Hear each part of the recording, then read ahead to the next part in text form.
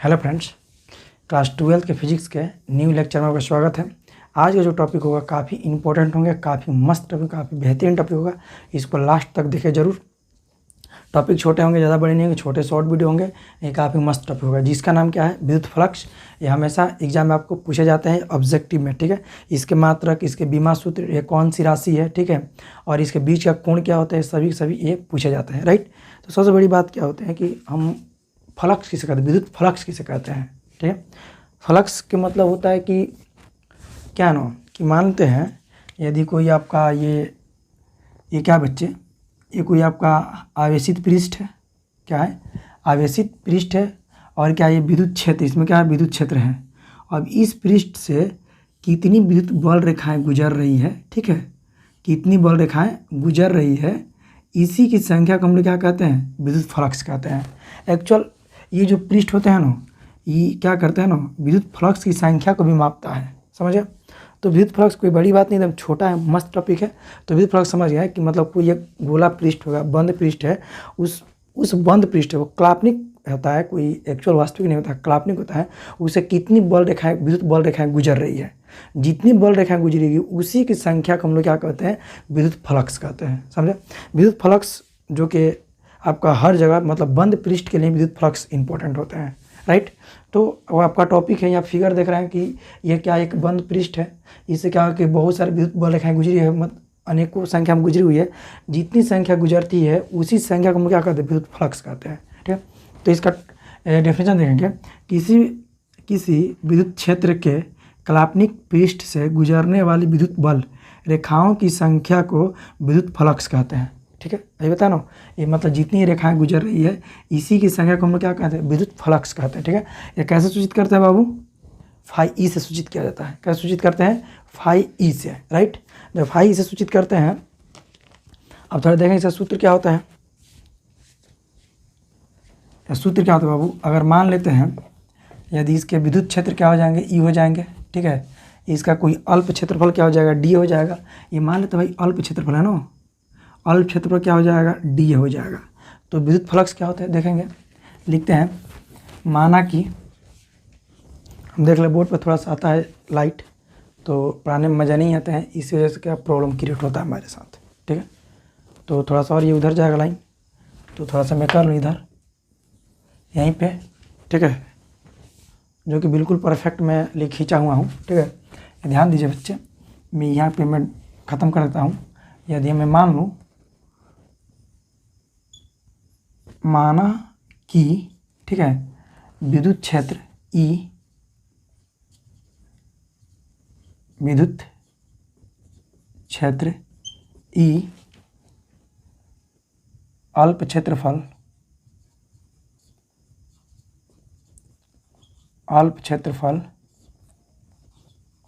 D है। क्या बाबू, D है। चूँकि ये सदिश राशि इसलिए क्या किया गया, एरो का फिगर बनाया गया है, ठीक है। तो इससे गुजरने वाले विद्युत फ्लक्स, राइट। तो क्या निकाला बाबू, तो मतलब इससे गुजरने वाले विद्युत फ्लक्स, तो गुजरने वाले विद्युत फ्लक्स, यानी डी फाई बराबर क्या हो जाएगा, ई डी, ठीक है। क्या हो जाएगा स्टूडेंट, ये हो जाएंगे ई, ठीक है, डॉट डी है। ये क्या विद्युत क्षेत्र की तीव्रता है, मतलब विद्युत क्षेत्र है, ये क्या उसका क्षेत्रफल है, ठीक है। तब क्या निकालेंगे, कुल फ्लक्स, गुजरने वाले कुल फ्लक्स, इसलिए गुजरने वाला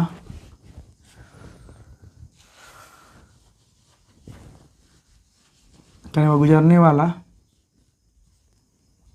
कुल फ्लक्स, ठीक है। तो क्या हो जाएगा बाबू, फाई बराबर ई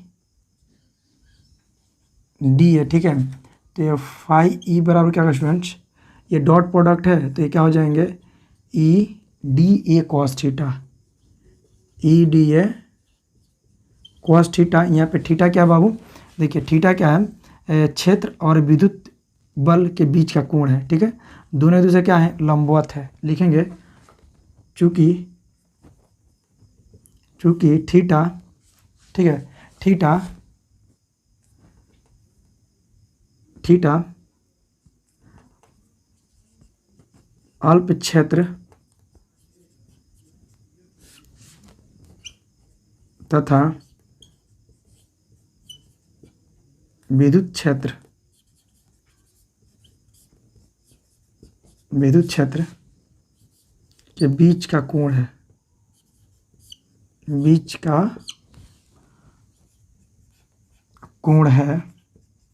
क्योंकि दोनों एक दूसरे क्या है, लंबवत हैं, क्योंकि दोनों एक दूसरे का लंबवत है।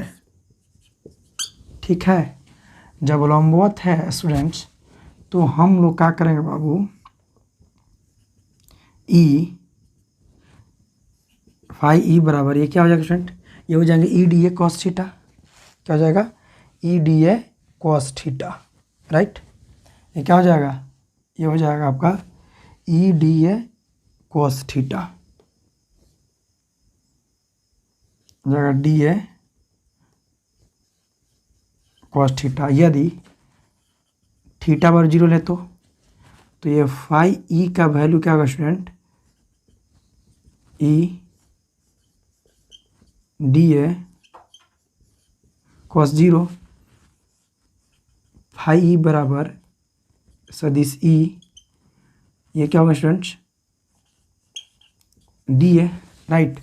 तो आप जानते हैं कॉस 0 का मान 1 होता है, तो ये क्या होगा स्टूडेंट्स, तो फाई ई बराबर ई इंटू ए। ठीक है, ये क्या आपका गॉस मतलब विद्युत फ्लक्स का फार्मूला होता है। आप चाहेंगे तो ये भी क्या हो जाएगा, आपका विद्युत फ्लक्स का फार्मूला होगा, राइट। ये दोनों क्या है, विद्युत फ्लक्स का फार्मूला परफेक्ट है, समझे। तो इसको और भी अब क्या करते हैं स्टूडेंट, इसका मात्रक निकाल लेते हैं। ठीक है, चलिए अब ध्यान दीजिए, एक पॉइंट और आता है इसमें, यदि विद्युत क्षेत्र समरूप हो तो क्या बाबू, जब विद्युत क्षेत्र समरूप हो, लिखेंगे जब विद्युत क्षेत्र समरूप हो, तो इसका क्या होता है, फाई बराबर E dot A cos theta. ठीक है, ये भी आपसे क्वेश्चन ऑब्जेक्टिव में कितने बार पूछे जाते हैं। यदि विद्युत फ्लक्स में विद्युत क्षेत्र समरूप होता तो फार्मूला क्या होते हैं, सदिश ए सदिश ए डॉट कॉस थीटा होते हैं, और एक दूसरे का लंबवत हो, बीच 0 डिग्री हो तो क्या होते हैं, फाई ई बराबर ई इंटू ए। इसको आप चाहोगे तो सदिश रूप में क्या कर सकते हैं, निरूपित कर सकते हैं। क्लियर, ठीक है। अब चलिए अब मैं विद्युत फ्लक्स के मात्रक की बात करेंगे। मात्रक कहाँ से निकलता है थोड़ा देख लेते हैं। दिख रहा है ये बच्चा सबको, ठीक है बाबू। मैं चाहूँ तो मात्रक कोना में निकाल सकता हूँ, राइट। चलिए मैं मात्रक की बात करता हूँ, यहाँ से मात्रक निकाल लेंगे, ठीक है। मात्रक, ठीक है।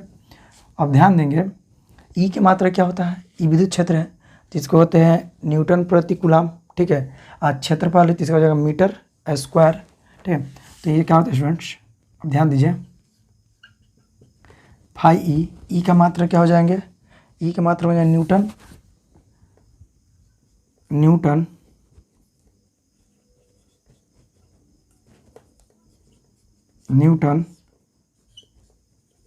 प्रति कूलम। इसे क्या हो जाएगा क्षेत्रफल के इंटू मीटर स्क्वायर। क्या हो जाएगा बच्चे, मीटर स्क्वायर के लिए हम एम स्क्वायर लिख दें, तो इसका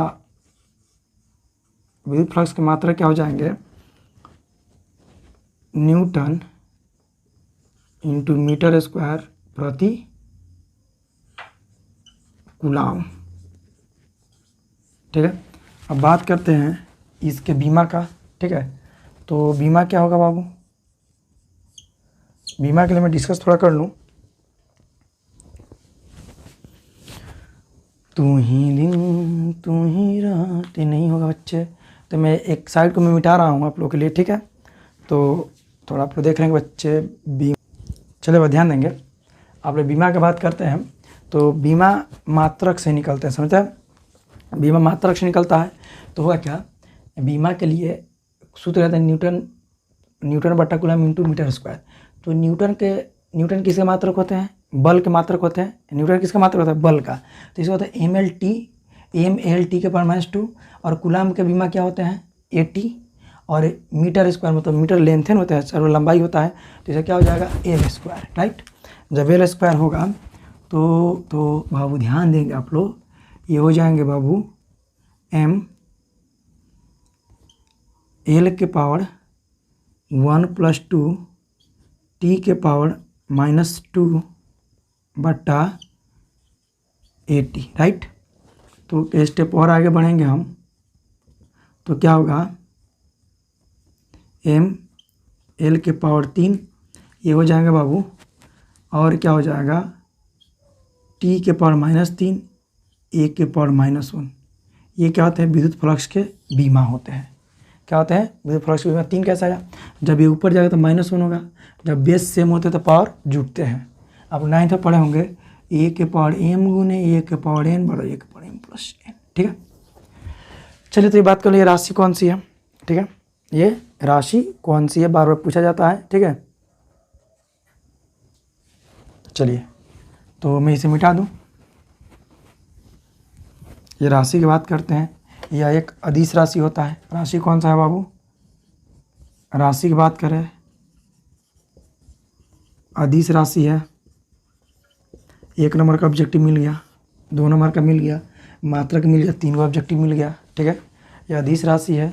कुछ नोट पॉइंट में बता दो। चलिए नोट पॉइंट ये है, यदि बल रेखाएं, क्या है, अगर बल रेखाएं पृष्ठ से बाहर निकलता है, क्या निकलता है, पृष्ठ से बाहर निकलता है, तो क्या होंगे, धनात्मक होगा। क्या होगा, विद्युत रेखा क्या होगे, ठीक है।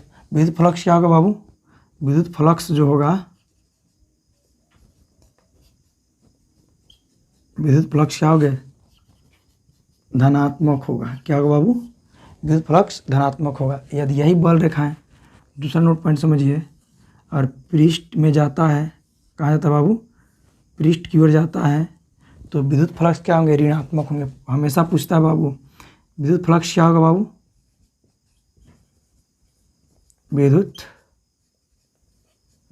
फ्लक्स क्या होंगे, ऋणात्मक है। दोनों ही नोट पॉइंट इंपॉर्टेंट है। क्वेश्चन आप सब्जेक्टिव पूछ दें कि यदि विद्युत बल रेखा पृष्ठ से बाहर जा रही है तो फ्लक्स क्या होंगे, धनात्मक होंगे। और विद्युत बल रेखा पृष्ठ के अंदर जा रही है तो वो फ्लक्स क्या होंगे, ऋणात्मक होंगे, समझे। बाहर तो धनात्मक, अंदर तो ऋणात्मक। चलिए आज के टॉपिक में यहीं पे समाप्त करता हूँ। अगर वीडियो अच्छा लगे तो एक लाइक एक शेयर जरूर कीजिएगा। Thank you.